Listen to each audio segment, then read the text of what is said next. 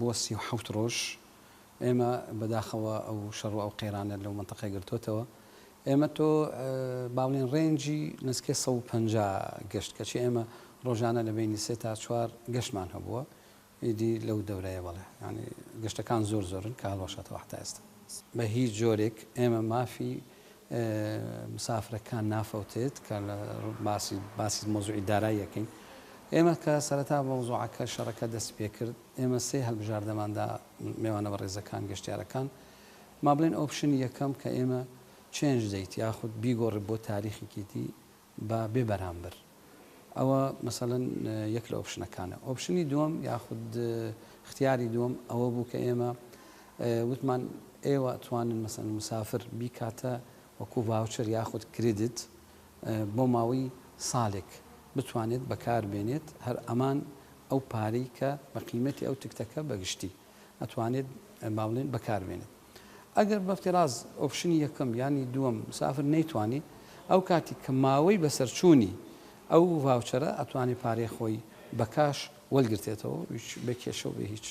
ئەوە ئاتیجێت ئێمە ئەوەیە مەسن ئێمە ئێستا ئەو پلانەمان دانا لە کاتی ئێستا کە قەیرانێکی توندە بەڵام کە ژیان ئاسایی بووەوە ئەجوا بووەوە مەتار بووەوە ینی ئەو شەڕە کۆتایی بێت ئەو کاتی ئێمەش دووبارە پێدا دەچینەوە لەسەر ئەو قەرارەتان ینی تا پێمان بکرێ ئێمە سەپۆرت و لەگەڵ میوانە بە ڕێزەکانی خۆمان دەبین هەر کە قەیرانەکە دەستی پێکرد هەستاین بەڕاستی بە محاولیکردن کە گەشتێکی تایبەت دروستکەین ئەویش لە مەتاری شەرنەخ لە وڵاتی تورکیا بۆ ئەوروپا تەمان لێرە شێمە بەڕاستی زۆر پێزانین و سوپاسی خۆمان بۆ وڵاتی تورکیا کە بەڕاستی زۆر هاوکار بوون بۆ کردنەوەی ئەو گەشتە ئەو گەشتەش کە کراوەتەوە لە بینی مەتاری شەرنەخ بۆ ئەوروپا وای کرد کە میوانە بە ڕێزەکان گەشتیارەکان ئەوانەی چ لێرەن چ لەوێن کە بە ئاسانی بتوانن ئەو گەشتانە بکەن ئێمە هەر لە سەرەتا دەستمان پێکردیە و ئێستاش هەر بەردەوامین گەشتەکانمان ئێستاش بەردەوام تا مانگی 4 شەر هەمووی گەشتەکان لە بەردەستن و میوانەتوانێت و نزبەیەکی باشیش مسافرەکان ئەوانەی کە ئێمە هەمان بوو ئەگە ئێمە نزبەیەکی میئەویدانین با بڵێن لە سەتا لەوانەی 20 تا 25 لە سەتا ئێمە توانیمان میوانەکان چ ئەوانەی لە ئەوروپا ماون چ ئەوانەی لە کوردستانن یان عێراقیش دەگرێتەوە کە بەو ڕێگایە سەفەری خۆیان کردووە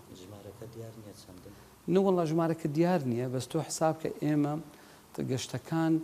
دەتوانین بڵێن لە هەفتەی 3-4 گەشتێک ینی بە عادەتەکە دیار نییە بەس بە نسبە باسم کرد ینی ئێمە مەسەنەگە